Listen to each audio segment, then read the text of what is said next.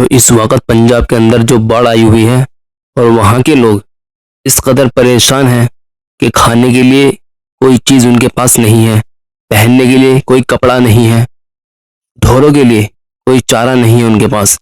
इस वक्त पंजाब तकरीबन पूरा का पूरा डूबा हुआ है।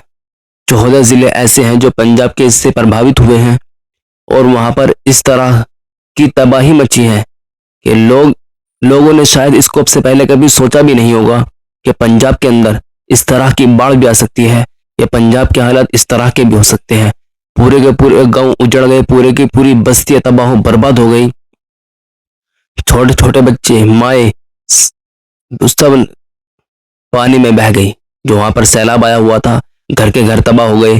पूरे फार्म हाउस जो भैंसों के थे वो तमाम के तमाम जड़ से उखड़ गए। लाखों भैंस दरिया के अंदर बह गई और कोई उनका पुरसाने हाल नहीं रहा। लेकिन जब वहां की मदद के लिए हुकूमत नहीं पहुंची तो मुसलमानों ने इस चीज का मोर्चा संभाला। सबसे पहले मेवाती भाई मदद लेकर के पंजाब पहुंचे। उसके बाद दीगर इलाकों से चंदा वगैरह इकट्ठा करके जो कि करोड़ों की तादाद में था पंजाब के लिए रवाना हुए लेके।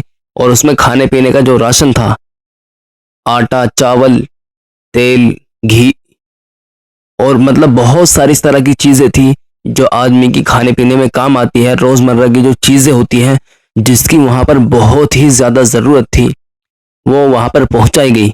और ये काम पिछले 8 से 10 दिन के अंदर मुसलसल किया जा रहा था।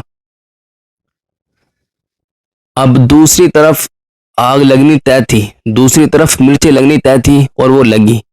दूसरे समुदाय के अंदर जो मिर्चें लगी वो इस चीज को देखकर लगी कि मुसलमान तो अभी तक आतंकवाद का नाम था, मुसलमानों को तो हम इस नाम से पुकारा करते थे, लेकिन मुसलमान कब से इस तरह के हामी और मददगार हो गए। तो मैं उनको यही बात कहना चाहता हूं कि मुसलमानों ने हर दौर में जहां भी इस तरह के हालात हुए हैं, किसी भी देश में हो, कहीं भी हो, वहां मदद पहुंचाई है और मदद लेकर पहुंचे हैं। मुसलमानों का यह इतिहास रहा है।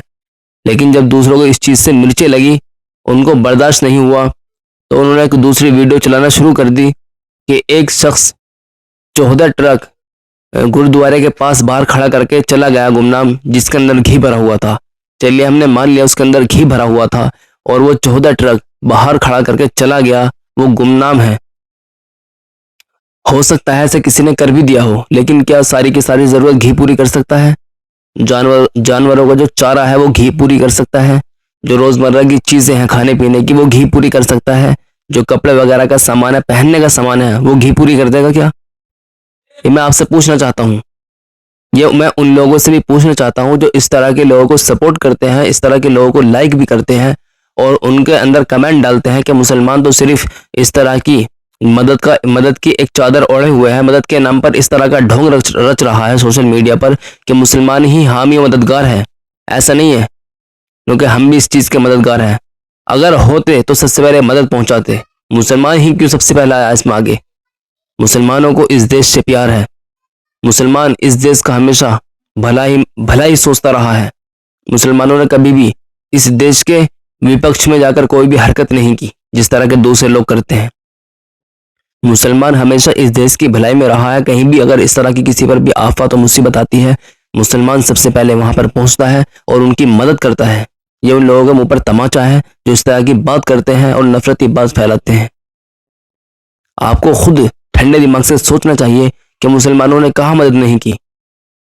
इस देश की जंग आज़ादी में भी सबसे ज्यादा हाथ मुसलमानों का है, सबसे ज्यादा हाथ मुसलमानों का।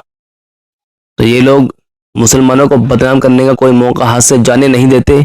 एक शख्स ने 14 ट्रक क्या भेज दिए, ये कि इन्होंने सारे मुसलमानों के कारनामों में पानी फेर दिया, सारे के सारे कारनामों में पानी फेर दिया। ये वो लोग हैं जो इन लोगों की मदद करना नहीं चाहते और इन लोगों को अलग थलग रखना चाहते हैं। जबकि पंजाब एक ऐसा इलाका है जहां से पूरे देश की तकरीबन आधी जरूरत पूरी होती है।